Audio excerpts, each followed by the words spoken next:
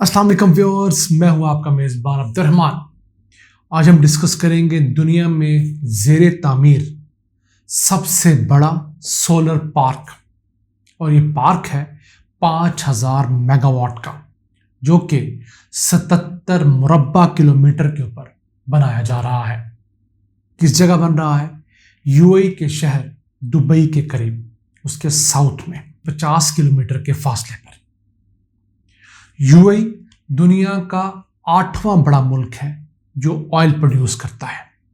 क्या वजह बनी कि वो भी सोलर पार्क की तरफ शिफ्ट हो रहे हैं? वजह यह है कि ऑल दो ऑयल के बहुत बड़े प्रोड्यूसर हैं, लेकिन अपनी बिजली भी वो जब इस महंगे ऑयल से और महंगी गैस को सब्सिडाइज करके पैदा करते हैं तो उसकी कॉस्ट बहुत ज़्यादा है। सन 2012 में उस वक्त जो शेख मोहम्मद हैं, मौजूदा वहाँ के प्राइम मिनिस्टर, उन्होंने फैसला किया कि हम दुनिया का सबसे बड़ा सोलर पार्क बनाएंगे, और इस पार्क की तामीर जारी सारी है। इसके पहले 3 फेज़ तो मुकम्मल हो चुके हैं, जिनसे बिजली की प्रोडक्शन भी स्टार्ट है। 1560 मेगावाट की बिजली हासिल की जा रही है और 1300 मेगावाट के फेज़ 4 के ऊपर काम जारी है। टोटल इसके 5 फेजेस हैं। इस पर 12 अरब दरहम लागत आएगी, और अगर डॉलर्स में कन्वर्ट करें तो 3 अरब 27 करोड़ डॉलर्स टोटल लागत बनती है इस प्रोजेक्ट की। 2030 तक इससे मुकम्मल होना है, और हर साल 6.5 मिलियन टन यानी 65 लाख टन कार्बन डाइऑक्साइड को हवा में शामिल होने से ये प्रोजेक्ट रोकेगा। अगर इतनी ही बिजली गैस से या ऑयल से प्रोड्यूस होगी तो वो हर साल 65 लाख टन कार्बन डाइऑक्साइड पैदा करेगी, जो कि एनवायरनमेंट के लिए नुकसानदेह है।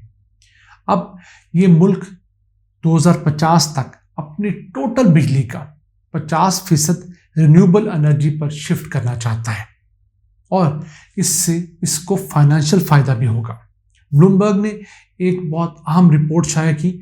उन्हें बताया कि सन 2050 तक यूएई एज अ नेशन 150 अरब डॉलर्स रिन्यूएबल एनर्जी के ऊपर इन्वेस्ट करना चाहता है, जिसमें से सोलर प्रोजेक्ट तो आप जान चुके। इसके अलावा एक न्यूक्लियर का बहुत बड़ा प्रोजेक्ट इस वक्त जारी है 5380 मेगावाट का।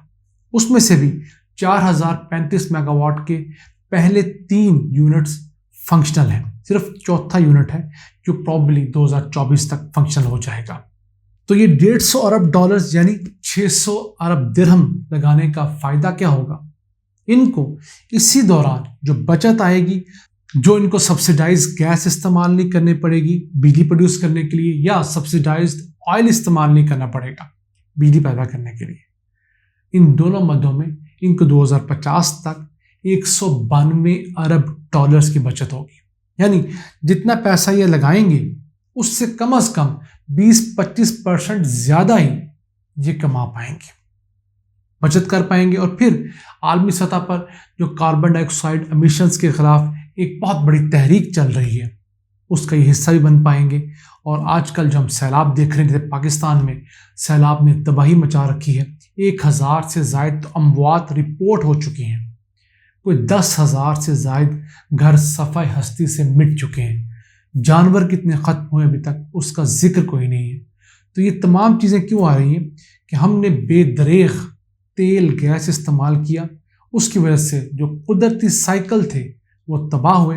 अब बारिशें अगर होती हैं तो बहुत ज़्यादा होती हैं, सैलाब हमें तबाह करता है, और जब नहीं होती तो फिर खुश्क साली से लोग मर जाते हैं।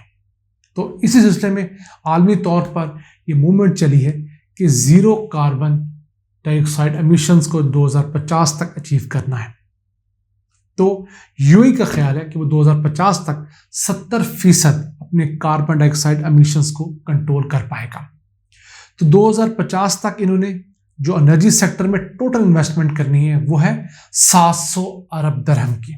यूएई की जानब से 2017 में लॉन्च की गई एनर्जी स्ट्रेटेजी 2050 के मुताबिक 2050 तक मुल्क की कुल बिजली का 44% तो क्लीन एनर्जी यानी सोलर से या विंड से हासिल किया जाएगा।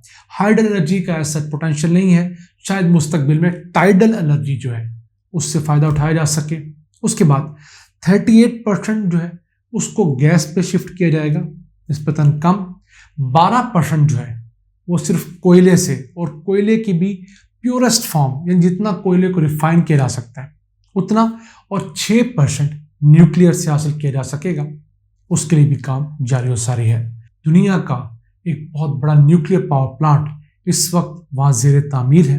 کیسی بات ہے کہ یو اے نہ صرف سولر پہ گیا بلکہ نیوکلیئر پہ بھی گیا ہے, اور اس کمبینیشن کے ساتھ یو اے کا خیال ہے کہ 2050 تک انہوں نے دنیا کے ساتھ جو ایگریمنٹ کی, جو کمٹمنٹ دی ہے, وہ اس کو پورا کر پائیں گے. اپنے ملک سے CO2 کے ایمیشنز کو کنٹرول کر پائیں گے. اپنے ملک میں بھی سستی بجلی, وافر بجلی مہیا کر پائیں گے. اب یہاں پر بہت سارے لوگ پوچھیں گے کہ ساری بجلی رینیوبل سے کیوں نہیں حاصل کر سکتے؟ اس کی وجہ ہے کہ سورج دن میں ہے, رات میں نہیں ہے. ونڈ کو آپ پریڈکٹ نہیں کر سکتے کہ کب ونڈ ہے کب نہیں ہے. اس کے علاوہ ہائیڈل کا پن بجلی کا ایسا سچ کوئی وہاں پوٹینشیل نہیں ہے, کیونکہ گلف کا علاقہ ہے, یہاں پر کوئی دریا نہیں ہے, کوئی قدرتی چشمے ایسا بڑی تعداد میں نہیں ہے, پہاڑی سلسلے نہیں ہیں. تو 3 بڑے سورس تو وہاں پر نہیں ہیں. پھر نیوکلیئر ہے, اس کو انہوں نے ضرور شامل کیا ہے. تو اگر یو اے جیسا ملک اس معاملے میں اتنا بڑا فیصلہ کر رہا ہے, تو پاکستان جیسا ملک جس کو سب سے بڑی مار ہی انرجی امپورٹس کی وجہ سے پڑ رہی ہے, اسے بھی اس سے زیادہ رفتار سے رینیوبل کی طرف جانا ہوگا. ویسے اب تک اپنی انفرادی سطح پر ہم پاکستانی دنیا بھر سے 5000 میگا واٹ کے سولر پینلز منگوا کر اپنی چھتوں پر لگوا چکے ہیں, اور اس سے انفرادی سطح پر اپنے گھروں میں, دفاتر میں, یونیورسٹیز کے اندر بجلی حاصل کر رہے ہیں. اگر سرکاری سطح پر جیسے بہت دفعہ کلیم کیا جاتا ہے, ہم گائے بگائے آپ سے خبر شیئر بھی کرتے ہیں ویڈیوز کے اندر, اس کام کو فروغ دیا جائے تو یقین کیجئے اسی ملک کے اندر جو آج بجلی 25 سے 50 روپے یونٹ تک مل رہی ہے, وہ ہمیں 10 روپے یونٹ میں بآسانی مل سکتی ہے, جس سے نہ صرف ہمارے گھروں میں سکھ آئے گا بلکہ ہماری انڈسٹری کو فروغ ملے گا, لوگوں کو روزگار نصیب ہوگا, زراعت پھلے پھولے گی, اور پاکستان ایک مستحکم ملک کے طور پر دنیا بھر میں جانا جا سکے گا. آج کے اتنا ہی. اپنے میزبان عبد الرحمان کو اجازت دیجیے. اللہ نے کے بعد.